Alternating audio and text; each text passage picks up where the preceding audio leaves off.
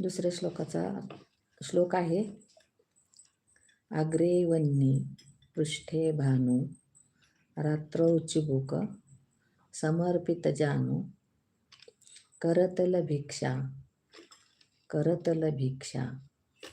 तरुतल वासस तदपि न मंचन त्याशा पाश भज गोविंदम भज गोविंदम भज गोविंदम मूढमते प्राप्ते सन्निहिते मरणे नहि नहि रक्षति डुकृत्र करणे.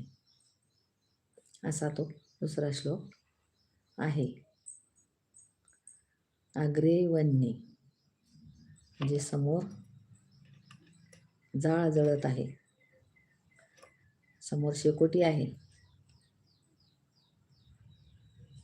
पाठीमागे तो मनुष्य झाडाखाली बसलेला आहे, त्याच्यासमोर शेकोटी आहे आणि पाठीमागे झाड आहे आणि झाडाच्या पाठीमागून सूर्य तापतो आहे. हे की नाही, बघितलं होतं आपण त्या दिवशी. अशी तिथली परिस्थिती आहे.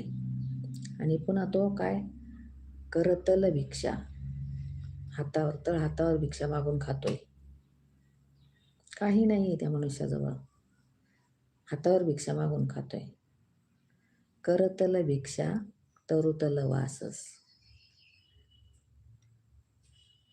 तरुतल वास म्हणजे झाडाखाली त्याचा निवास आहे, हातावर भिक्षा मागून खातो.